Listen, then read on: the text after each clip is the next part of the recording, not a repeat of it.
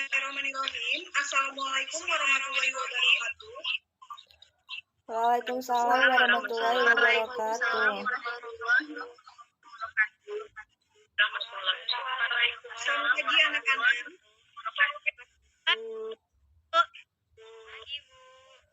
Pagi, Bu. Ya. Bagaimana kabarnya semua? Alhamdulillah. Alhamdulillah sehat, Bu.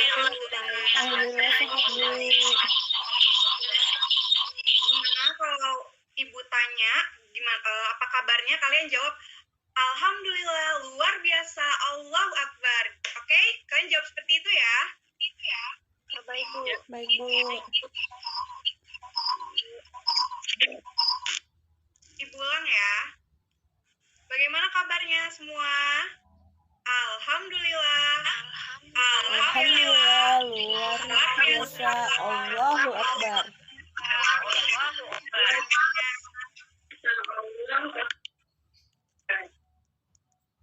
Ya, jadi sebelum kita memulai nih, Ibu akan memperkenalkan diri dulu ya. Perkenalkan, nama Ibu Ulfi Alwistiasari. Ibu biasa dipanggil Ibu Ulfi. Nah, asal Ibu dari negeri Katon Pesawaran, Kabupaten Pesawaran. Di sini ada yang satu domisili sama Ibu juga di Kabupaten Pesawaran atau ada yang dekat-dekat dengan tempat tinggal Ibu? Saya dekat, Bu. Di mana itu Miranda Mareta Tasya? Di Pringsewu. Oh, di Pringsewu. Iya, dekat ya berarti ya. Kan ini sebenarnya udah ada nama-namanya nih, ada Linda Anissa, Eka Ratna, dan masih banyak lagi juga ya. Tapi Ibu pengen tahu nih siapa dipanggilnya dan asalnya dari mana sih? Boleh nggak Ibu minta perkenalan kalian satu-satu? Sebutin namanya, nama panggilannya siapa, asalnya dari mana rumahnya? Boleh ya? Boleh, Bu. Boleh, oke. Boleh dimulai dari Linda dulu, dari Linda Anissa, boleh.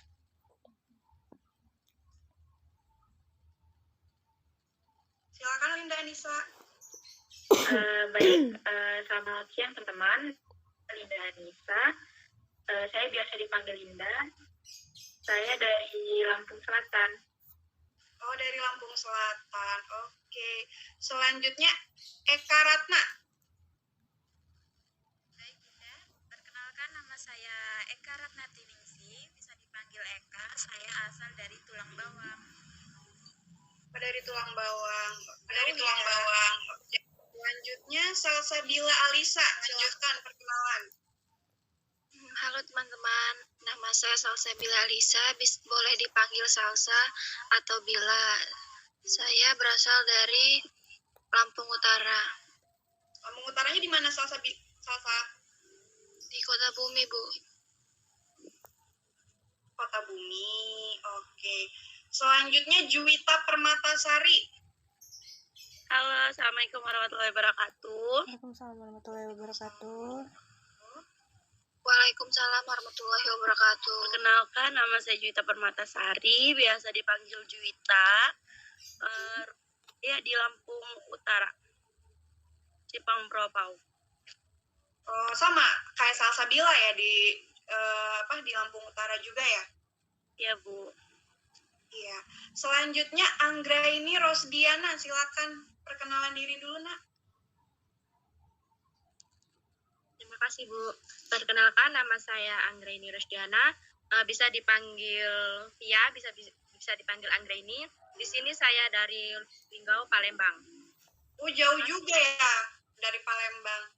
Selanjutnya Miranda Mareta Tasya. Halo teman-teman, perkenalkan nama saya Miranda Mareta Tasya. Bisa dipanggil Tasya, alamat dari Pringsewu.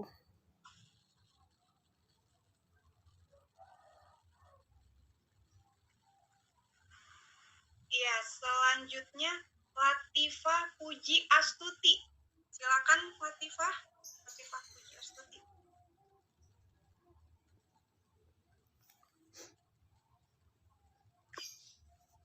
Halo, Ibu. Iya, ada suaranya, Nak. Nama saya Latifah Puji Astuti. Asal saya dari Waikanan, Bu. Oh, dari Waikanan. Oke. Selanjutnya yang terakhir Puspa Indarti. Silakan perkenalan dulu Puspa Indarti.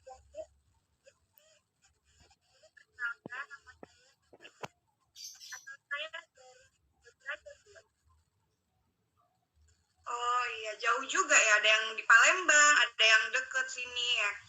Nah, semuanya udah pada perkenalan ya? Sudah semua ya perkenalan ya? Sudah semua ya perkenalan ya? Sudah, Bu. Sudah, Bu. Baik, sebelum kita masuk ke materi nih, kita biar tambah semangat, ayo kita tepuk semangat dulu ya. Ikutin Ibu ya. Semua ya. Oke, mana semangatnya? Oke, yuk siap ya. Siap, Bu. Ya, Bu. Siap. Oke. Tepuk semangat. Semangat gitu. Oke. Bisa ya semua ya? Bisa, Bu. Bisa, Bu. Oke, yuk mulai ya. Tepuk semangat. Se. Ma. Semangat. Oke, luar Semangat. biasa sekali untuk kita semua. Selanjutnya kita mau ice breaking. Apa tuh ice breaking, Bu? Ice breaking itu games kecil.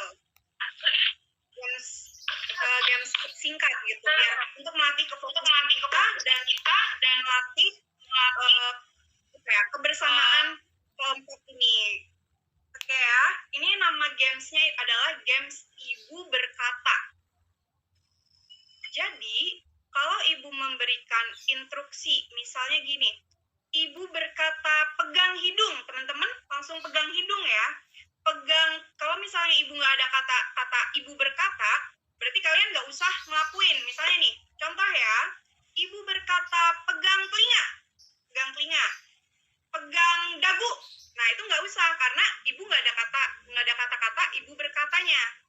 Sampai sini paham teman-teman? Paham, Paham, Bu. Bu. Oke, kita mulai ya.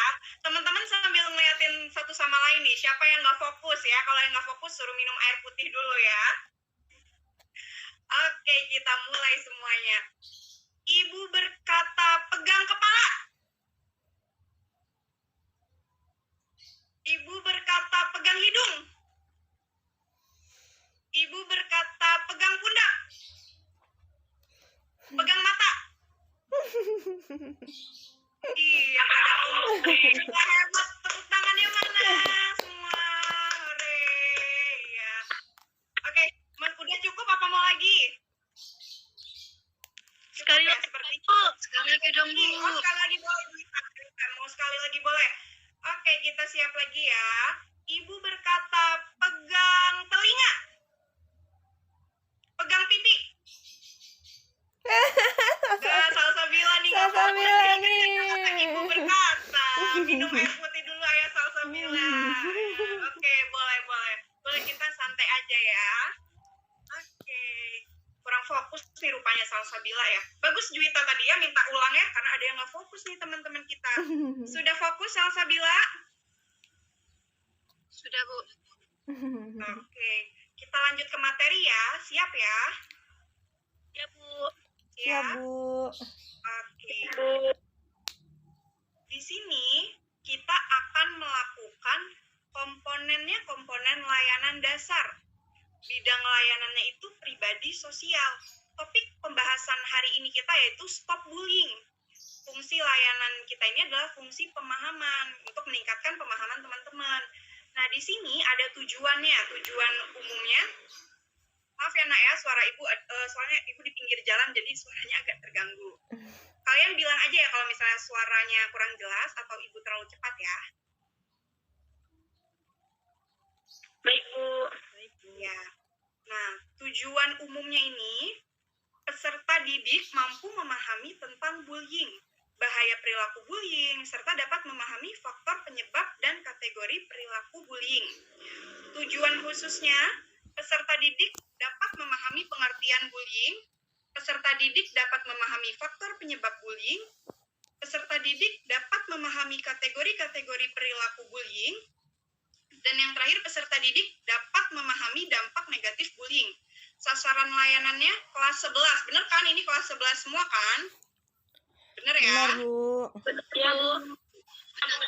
Siapa tahu ada yang masih 10 naik langsung loncat kelas kan?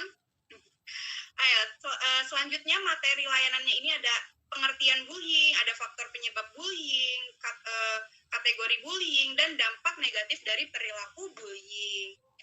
Sebelumnya nih, Ibu mau tanya dulu, di sini ada yang udah tahu belum apa itu bullying, atau mungkin teman-teman udah pernah dengar kata-kata bullying itu apa? Ibu boleh tanya, siapa nih yang udah tahu? Silakan bisa jawab. Oh ya boleh, Linda boleh, silakan Nak dijawab. Linda Anissa dari IPA 1 ingin menyampaikan pemahaman saya. Jadi kalau menurut saya itu bullying itu kayak merupakan bentuk penindasan ya, atau kekerasan yang dilakukan dengan sengaja oleh satu orang atau kelompok orang yang lebih kuat, dan dia itu kayak berkuasa gitu terhadap orang lain. Nah, jadi mereka ini bertujuan untuk menyakiti dan lakukan secara terus-menerus. Itu aja Bu dari saya. Terima kasih. Oke, bagus sekali Linda Anissa. Selanjutnya ada yang mau menambahkan jawaban dari Linda Anissa? Saya, Ada yang Bu. ingin menambahkan? Boleh, Salsabila silakan. Menurut saya itu bullying itu sebuah perilaku penindasan yang dilakukan oleh perilaku ya Bu. Mereka tuh bisa dengan secara verbal atau secara tidak langsung. Benar. Yang lain masih ada yang mau menambahkan? Oh iya, silakan Puspa Indarti. Boleh Nak, silakan. Dari PSDA itu kalau menurut saya perilaku bullying itu penindasan baik secara fisik maupun omongan Bu. Iya benar, bullying itu adalah bentuk penindasan ya. Nah, biar teman-teman lebih tambah wawasannya, pengetahuannya, Ibu mau share screen ya. Ibu mau share screen PPT ya, Ibu izin ya. Ya Bu, baik Bu. Oke.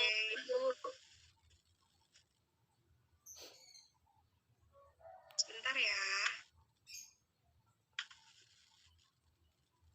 Apakah sudah nampak Nak di layarnya share screen Ibu? Belum, Bu. Halo, sudah? Belum. Belum ada. Belum. Belum ya? Sudah Bu, sudah. Oh sudah, oke. Sudah Bu. Oke. Nah di sini ada dari judulnya Stop Bullying. Apa sih stop bullying itu? Nah yang ini ada pengertian bullying. Kata bullying berasal dari bahasa Inggris, yaitu dari kata bull yang berarti banteng, hewan banteng ya Nak ya, yang senang merunduk ke sana kemari. Tahu kan banteng? Yang biasa kalau dikasih bendera merah dia nyeruduk ke sana kemari. Itu dari bahasa Inggris ya. Dalam bahasa Indonesia, secara etimologi kata bully berarti penggertak, orang yang mengganggu orang yang lemah.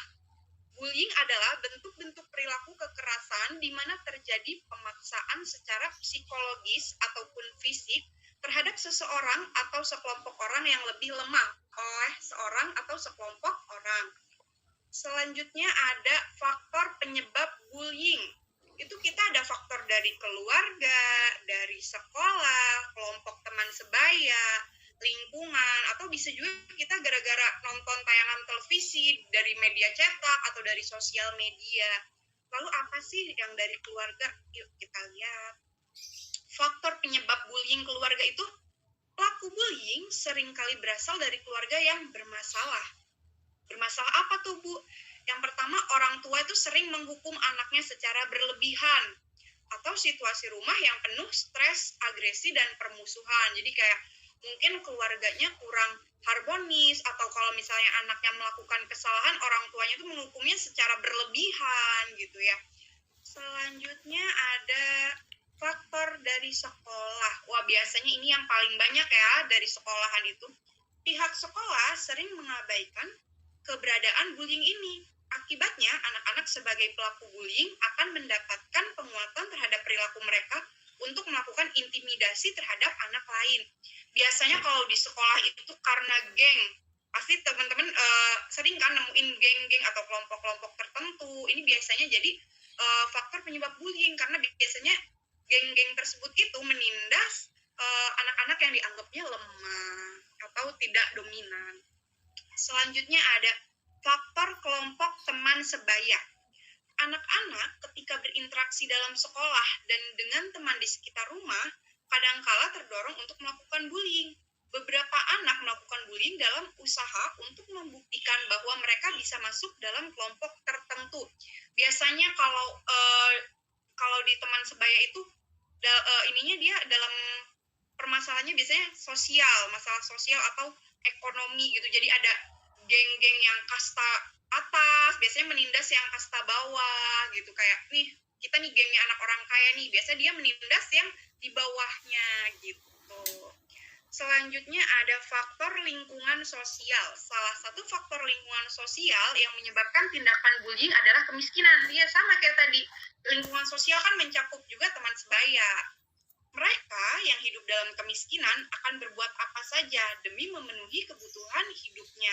Sehingga tidak heran jika di lingkungan sekolah sering terjadi pemalakan antar siswanya.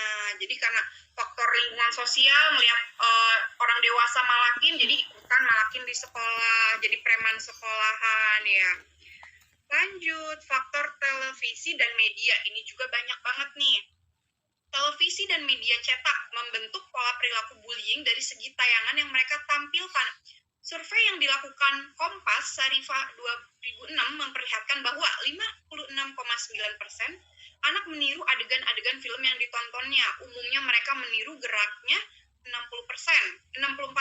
dan kata-katanya 43%. Biasanya nih kan kalau nonton sinetron ya banyaknya ngebully kayak, aduh dasar nih kamu anak orang miskin gitu kan, biasa kayak gitu kan, dasar kamu sekolah nggak naik mobil gitu, atau mungkin dasar kamu keluarganya broken home atau apa gitu kan, biasanya dari televisi menindas gitu. Jadi yang melihatnya itu jadi merekam apa yang ditayangkan di televisi dan media, jadi dia jadi bullying di kehidupan nyatanya. Selanjutnya ada kategori perilaku bullying. Yang pertama itu ada kontak fisik. Kontak fisik itu kayak gimana sih, Bu? Nah, kontak fisik ini seperti memukul, menggigit, menjambak, menendang, mengunci seseorang dalam ruangan, terus dicubit juga. Itu bisa termasuk bullying ya, teman-teman. Dicakar ya, juga termasuk pemerasan ya, pemerasan kayak malakin orang juga itu termasuk ya. Selanjutnya ada kontak verbal langsung. Seperti apa tuh, Bu? Seperti mengancam, mempermalukan, merendahkan, mengganggu. Terus ada name calling. Name calling itu kayak ngasih julukan kayak, ih itu si gendut, atau ih itu si jelek, si ini, kayak si kurus gitu kan, itu termasuk ya. Ada juga sarkasme. Sarkasme itu berbicaranya kasar gitu kan. Mencela, mengintimidasi, menyebarkan berita buruk. Selanjutnya ada perilaku verbal langsung. Apa itu, Bu? Itu nggak secara ucapan, tapi dia kita bisa ngelihat kayak gimana sih, Bu? Misalnya, ngelihatnya sinis dari atas sampai bawah. Terus memberikan ekspresi muka merendahkan. Kayak natapnya kayak, ih apaan sih nih orang? Gitu kan. Terus ada lagi kayak menjulurkan lidah atau melet. Itu termasuknya juga bullying gitu kan, ngeledek kan kita. Itu juga termasuk perilaku verbal langsung. Selanjutnya ada perilaku nonverbal tidak langsung. Itu seperti mendiamkan seseorang. Misalnya temennya salah, bukannya ditegur dengan baik-baik, malah didiemin aja. Udah nggak usah ditemenin deh, itu si Tasya ya. Dia dia anaknya nggak asik gitu kan, tapi didiemin Tasyanya tanpa ditegur gitu kan. Atau misalnya Puspa ini nggak pernah bayar uang kas, udah lah nggak usah ditemenin ya dia gitu. Tapi kita harusnya ditegur kan, Puspa ini bayar uang kas loh, negurnya juga baik-baik, jangan negurnya dipermalukan, di depan umum ditegur, kamu nggak pernah bayar uang kas, nanti kan teman-teman jadi ikut ngejek-ngejek gitu kan. Nah selanjutnya pelecehan seksual juga itu termasuk bullying loh teman-teman. Maka itu misalnya perilaku agresif, misalnya ada cewek lewat, yang cowok-cowok. Ini di sini ada cowok ya, misalnya ini kayak itu biasanya catcalling, misalnya ada cewek lewat, ih cantik mau kemana, itu juga termasuk perilaku bullying. Kenapa? Karena membuat si korban merasa tidak nyaman, itu juga termasuk perilaku bullying gitu. Atau teman-teman yang suka gak boleh ya genit, misalnya ada cowok ganteng lewat, cowok mau kemana nih, ikut dong gitu, itu juga termasuk perilaku yang bullying, gak boleh ya teman-teman ya. Selanjutnya ada karakteristik pelaku dan korban bullying. Apa tuh Bu? Karakteristik pelakunya itu mempunyai kebutuhan untuk merasa berkuasa dan unggul. Dia merasa mendominasi, dominan. Dia merasa kuat, hebat dibanding yang lainnya. Yang kedua, biasanya secara fisik lebih kuat daripada teman sebayanya. Impulsif, mudah marah dan frustasi emosional. Dia tuh temperamen ya biasanya ya. Selanjutnya umumnya pembangkang. Apa sih Bu pembangkang? Pembangkang itu nggak nurut ya, bandel, susah dibilangin, keras kepala, tidak patuh pada aturan, agresif. Selanjutnya menunjukkan empati yang kurang terhadap orang lain dan terlibat dalam perilaku antisosial. Maksudnya apa tuh Bu? Maksudnya dia kalau misalnya ada orang lain yang kesusahan, dia itu rasa empatinya itu kurang, kayak bodoh amat gitu sama temennya yang kesusahan. Misalnya temennya jatuh, dia tuh kayak oh jatuh gitu, bukannya kenapa ditolongin gitu. Jadi dia empatinya kurang. Selanjutnya cenderung mempunyai konsep diri yang relatif tinggi. Jadi orangnya tuh selalu meninggi gitu dari cara dia gayanya, dari ucapannya gitu.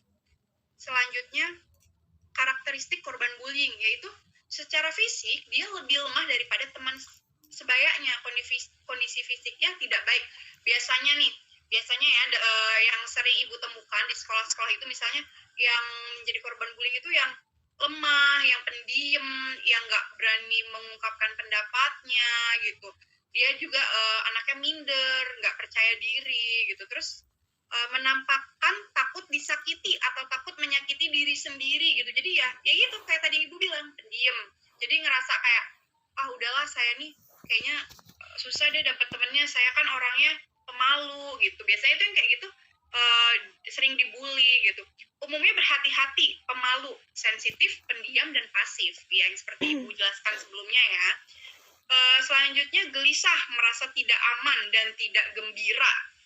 Dia kayak ya penyendiri biasanya. Terus cenderung mempunyai konsep diri yang negatif dan sulit menonjolkan diri. Jadi dia kayak menarik diri dari lingkungannya, kayak ya itu gak percaya diri kalau udah dikorban, kayak saya dibully nih, saya dikatain pendek, emang saya separah itu ya nyampe saya gak ditemenin. Aduh udahlah saya gak mau bergaul lagi, saya takut dikata-katain lagi, takut teman-teman saya gak bisa menerima saya lagi gitu kan. Nah habis maaf nak lewat ya. Iya. Nah, di sini ada tim Yayasan Sejiwa menjelaskan bahwa dalam situasi bullying ada satu peran lagi, yaitu saksi atau penonton bullying atau namanya bystander. Karakteristik dari saksi itu ada dua macam, ada saksi yang aktif, ada saksi yang tidak aktif. Yang aktif itu biasanya apa nih? Ada yang dibully, dia aktif nyorakin dan turut menertawakan korban bullying gitu. Kayak misalnya, ada yang dibully, dia ikut iya terusin bagus lanjutin, seru gitu. Itu termasuknya saksi aktif. Terus memberi validasi dan legitimasi bagi pelaku bullying untuk beraksi, kayak lanjutin terus gitu. Itu termasuknya juga saksi aktif. Terus mendukung atau memotivasi pelaku untuk semakin merajalela, ya seperti yang tadi Ibu jelaskan. Nah, lalu saksi yang tidak aktif itu seperti apa, Bu? Nah, yaitu yang memilih diam karena alasan takut atau demi keselamatan dirinya sendiri. Kayak dia main aman lah, dia tuh gak berani berkata stop, dan dia juga kayak takut juga ikut-ikutan dimusuhin, takut dibully juga. Bersikap acuh tak acuh karena menurutnya hal itu bukan urusannya, yaitu sikapnya kayak udah bodo amat deh, yang penting kan gue gak dibully, gue gak ikut-ikutan gitu. Jadi dia main aman. Selanjutnya ada dampak bullying. Bullying memberikan dampak fisik dan psikologis. Dampak buruk bullying pada fisik yaitu sakit kepala, mengalami sakit dada, luka benda tajam. Itu kalau luka benda tajam biasanya kalau bullyingnya secara fisik, yang misalnya misalnya mungkin dipukul atau kenain senjata tajam, mungkin yang udah sangat-sangat nekat ya. Dampak psikologis, ya ini yang paling sangat berpengaruh, mentalnya bakalan terguncang, yaitu rendahnya psikologi well-being. mengalami hambatan dalam penyesuaian sosial, perilaku marah, rasa dendam, rasa tertekan, rasa tidak nyaman, rasa sedih mendalam, merasa terancam, dan timbul pemikiran untuk melakukan bunuh diri. Banyak ya yang karena dibully dia untuk memutuskan untuk mengakhiri hidupnya. Nah, yang terakhir, pelaku bullying mendapatkan hukuman pidana. Kenapa, Bu? Ya iya dong, karena dia termasuk melanggar hak asasi manusia dan otoritas lembaga. Sekolah memberikan sanksi atau sanksi pada perilaku tersebut. Dampak negatif yang dirasakan akibat bullying adalah marah, rasa dendam, rasa tertekan, merasa sedih, bahkan emosi negatif pun sering dirasakan oleh korban bullying. Gitu. Oke, nak, sudah habis nih ini dari Ibu ya, materi dari Ibu sudah habis. Masih pada ini nggak nih, masih pada on nggak nih, standby nggak nih, apa ada yang tidur gara-gara Ibu ngantuk, apa bikin ngantuk ya? Oh masih, oke. Enggak Bu, asik. Enggak Bu, asik. Mukanya kok kayaknya pada loyo-loyo. Tepuk semangat lagi ya, biar tambah semangat ya. Oke, Bu. Oke, Bu. Oke, tepuk semangat. Yuk, tepuk semangat.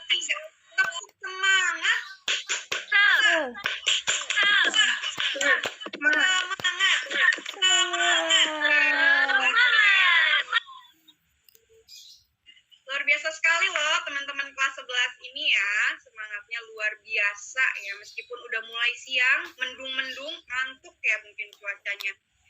Nah, mari kita berdiskusi, ada dari materi yang tadi Ibu sampaikan, mungkin teman-teman ada yang kurang paham atau ada yang mau ditanyakan, silahkan boleh nanya langsung dan tulis di kolom chat juga boleh ya, boleh nanya langsung juga. Silakan yang mau bertanya. Ayo, siapa nih yang mau bertanya? Silakan yang mau bertanya.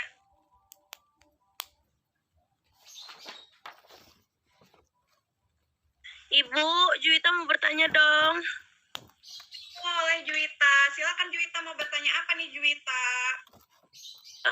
Bagaimana memotivasi atau memberi kata-kata motivasi kepada anak dalam menghadapi bullying agar anak santai, tenang, dan tidak krisis atau percaya diri. Terima kasih, Bu. Oke. Sama-sama, terima kasih juga ya Juwita. Ibu tampung dulu ya pertanyaannya ya. Siapa lagi yang ingin bertanya? Silakan. Ibu Latifah, Bu. Saya, Oke, Bu. Iya, gantian, sabar ya Eka. Latifah dulu ya, yang tadi masuk langsung suaranya di Ibu. Silakan, Nak. Silakan bertanya, Latifah. Iya, Bu. Mohon maaf ya, Bu. Sebelumnya izin off cam karena sinyalnya tidak stabil, Bu. Oh iya, tidak apa-apa, Nak. Ya, silakan. Ya, sebentar, Bu. Baik, Bu.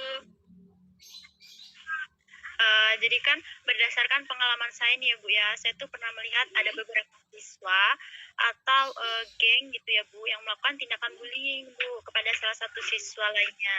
Nah kemudian beberapa siswa yang melakukan bullying ini dihukum oleh guru dengan cara dijemur di lapangan nih Bu.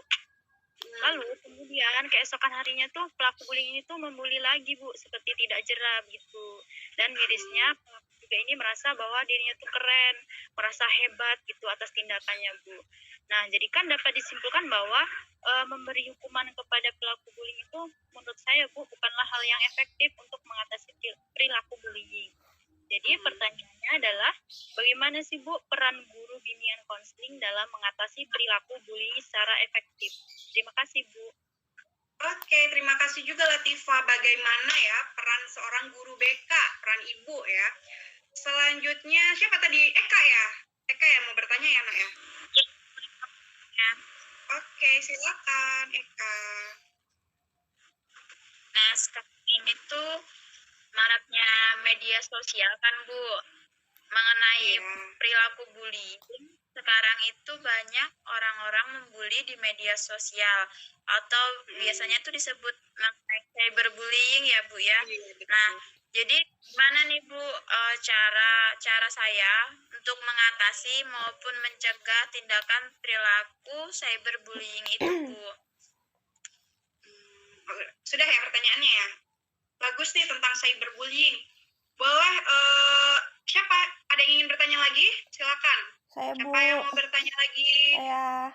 Anggraini. Siapa dulu? Anggraini dulu apa Miranda dulu?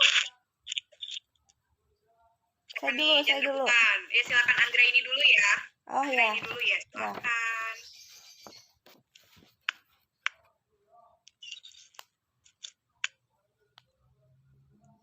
Saya ini izin bertanya. Orang dewasa itu kan bahagia ya karena berhasil membuat anak menangis atau si anak menderita. Bentar. Iya, silakan. Miranda Tasya duluan. Oh iya, masih menyiapkan ya pertanyaannya ya. Ya boleh Ibu tunggu ya, Nak ya. Silakan Miranda, udah ada pertanyaannya? Silakan. Baik. Saya Miranda Tasya izin bertanya. Ketika Silakan. seseorang menjadi korban bullying, bagaimana cara menghentikan seseorang yang menjadi korban bullying tersebut tidak mengalami bullying lagi? Terima kasih. Oke, bagus sekali ya pertanyaannya ya. Oke, Ibu tampung lagi. Tadi Anggra ini mau jadi bertanya atau tidak? Ibu. Atau lagi mengolah kata? Jadi ya. Oke. Anggra ini izin bertanya, apakah menggoda anak kecil sampai menangis itu juga salah satu bentuk dari bullying?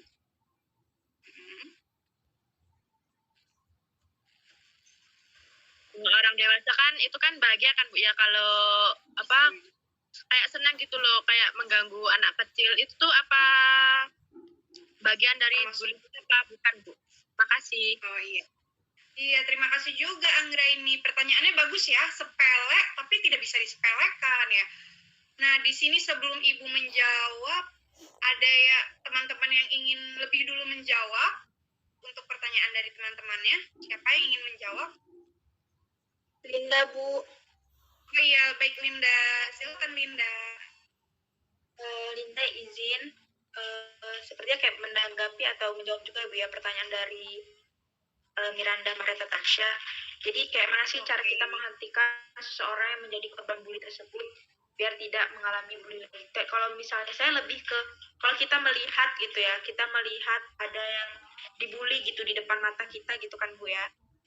Jadi kalau misalnya kita untuk takut untuk membela si korban bully ini, kalau misalnya di posisi saya melihat ada yang dibully, saya itu akan mencatat setiap kejadian itu Bu. Saya akan mencatat setiap peristiwa persis yang saya saksikan gitu kan dari timan tersebut.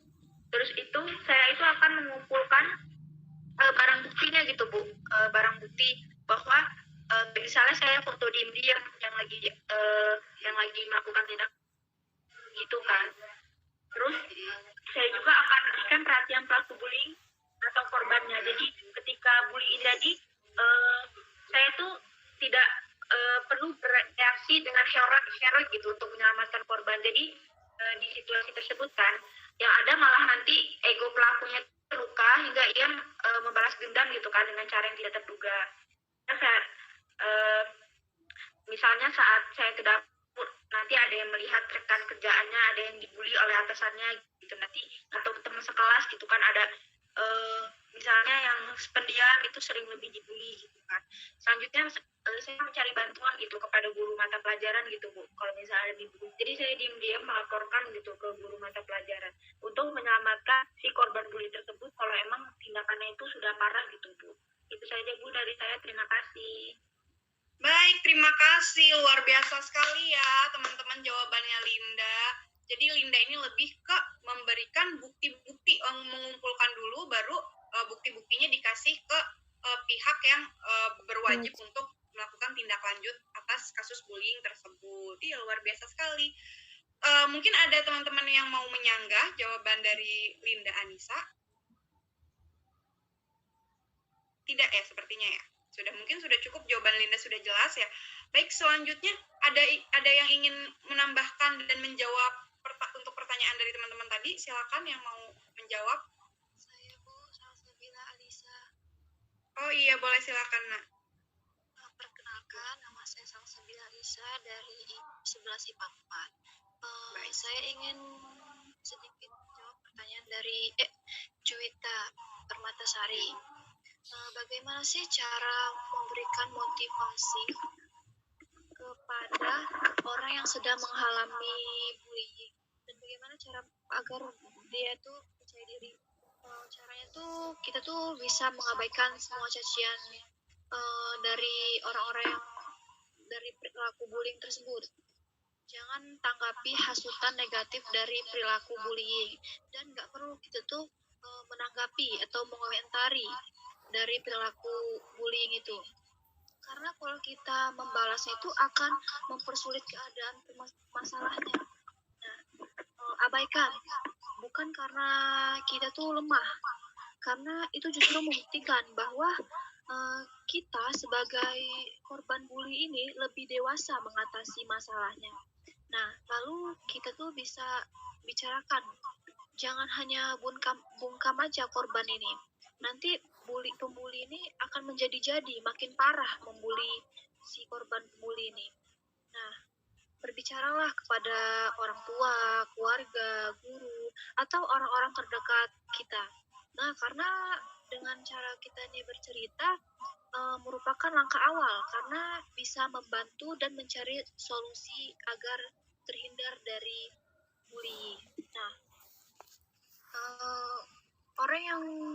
orang korban pembuli ini jangan merasa salah, karena itu tuh bukan salah korban, dan nggak seharusnya korban itu jadi merasa bersalah dan menganggap dirinya itu tidak berharga. Tapi menurut saya dengan memberikan motivasi kepada korban bully ini tidak hanya cukup, karena kan korban itu pasti ketika lebih lagi down itu kan pasti trauma gitu ya, pasti ingat kejadian-kejadian waktu dia ngebully, dia jadi merasa insecure kalau lagi down. Apalagi kadang korban tuh pasti ada rasa trauma akibat bully itu. Korban jadi merasa kurang puas karena pelakunya itu masih bahagia di kehidupan sana. Cukup sekian, Bu. Terima kasih. Baik, terima kasih Salsabila. Ya, jawabannya ini ya, sudah jelas ya untuk pertanyaan dari Juwita. Gimana nih Juwita? Sudah jelas belum jawaban dari Salsabila? Sudah jelas, Bu. Terima kasih, Oh ya, Salsa. sudah jelas. Iya. Ada lagi yang ingin menambahkan atau ingin menyanggah untuk pertanyaan Juwita? Tidak. Oke, lanjut. Ada yang ingin menjawab lagi untuk pertanyaan dari teman-temannya? Saya, Bu, izin menjawab pertanyaan dari Anggraini Rosdiana, Bu. Oke, silakan Puspa. Jadi Anggraini tadi bertanya, kalau orang dewasa membuli anak kecil, biasanya kan itu menangis. Apakah disebut sebagai membuli? Bukan seperti itu, Anggraini, pertanyaannya. Iya, Bu. Iya. Jadi, Bu, kalau menurut saya, kan itu sudah menjadi, sudah ada di kalangan kita ya, Bu. Misalnya, anak kuliahan nih, Bu, sering menggoda kita, misalnya itu kan membuat kita tuh kayak nangis, menjadi beban, seperti itu. Kalau menurut saya sih bisa dikatakan itu membuli, Ibu. Karena kan kita ditindas dengan misalnya dengan omongan, atau biasanya itu kadang juga fisik, Bu. Biasanya ya orang-orang dewasa itu mencolek kita, Bu. Kan kita nggak nyaman ya, Bu. Jadi itu kita bisa menangis, seperti itu sih, Bu, kalau menurut saya. Iya. Sudah ya Puspa ya? Sudah, Bu. Sudah. Anggraini, bagaimana jawaban penjelasan dari Puspa? Apakah sudah cukup atau kurang jelas? Sudah cukup, Bu. Oke, sudah cukup. Selanjutnya ada yang ingin menambahkan atau menyanggah lagi dari pertanyaan teman-temannya? Cukup, Bu. Sepertinya sudah Ya. cukup, Bu. Iya. Nah, tadi Linda Anissa sudah menjawab pertanyaannya Miranda Mareta Tasya. Salsabila menjawab pertanyaannya Juwita ya. Terus tadi Puspa Indarti menjawab pertanyaannya Anggraini ya. berarti sisa pertanyaan dari Latifah dan pertanyaan dari Eka ya yang belum terjawab ya. Benar nggak? Benar, Bu. Baik, Ibu aja ya menjawab pertanyaan dari Latifah dan Eka. Nanti teman-teman yang mau menambahkan boleh sekali ya. Baik, dari pertanyaannya Latifah dulu ya, Ibu jawab ya. Pertanyaannya Latifah begini teman-teman. Berdasarkan pengalaman saya, berdasarkan pengalaman Latifah ya maksudnya, pernah melihat ada beberapa siswa atau geng yang melakukan tindakan bullying kepada salah satu siswa lainnya. Kemudian beberapa siswa yang melakukan bullying ini dihukum oleh guru dengan cara dijemur di lapangan. Mungkin teman-teman sering lihat disuruh hormat mungkin ke tiang bendera ya, atau mungkin telinganya dijewer gitu ya, kakinya diangkat satu gitu kan. Kemudian keesokan harinya pelaku bullying ini membuli lagi seperti tidak jerak, nggak kapok ya. Dan mirisnya pelaku juga ini merasa bahwa dirinya keren, merasa hebat, gila hebat banget nih gue gitu kan atas tindakannya. Dapat disimpulkan bahwa memberi hukuman kepada pelaku bullying bukanlah hal yang efektif untuk mengatasi perilaku bullying. Buktinya masih ngelakuin lagi kan ya. Pertanyaan Latifah gini, bagaimana peran guru bimbingan konseling dalam mengatasi perilaku bullying secara efektif? Gimana nih peran guru BK-nya? Baik nih Latifah dan teman-temannya. Yang pertama itu adalah dengarkan cerita versi mereka. Soroti perilaku yang tidak pantas dan tidak dapat diterima dan ingatkan mereka akan aturan dan pedoman anti-bullying yang dibuat di tingkat sekolah atau kelas. Yang kedua, bantu mereka dengan memahami alasan dibalik perilaku bullying mereka. Kayak, kok mereka bisa melakukan bullying? Apa nih latar belakangnya mereka melakukan bullying gitu? Apakah mereka punya masalah di rumah? Apakah mereka kurang mendapatkan perhatian di rumah sehingga di sekolahnya mereka mencari-cari perhatian supaya diperhatiin, menjadi sorotan ya di sekolahnya itu? Ataukah mungkin mereka juga pernah dibullying dalam pengalaman sebelumnya, jadi dia udah dibully gak enak nih, gantian deh dia mau ngebully gitu. Terus tunjukkan empati dan kasih sayang dengan membagikan perasaan anak yang dibully gitu. Kayak kita menunjukkan guru BK ini menunjukkan empatinya gitu, menunjukkan kasih sayang, lebih diperhatikan gitu.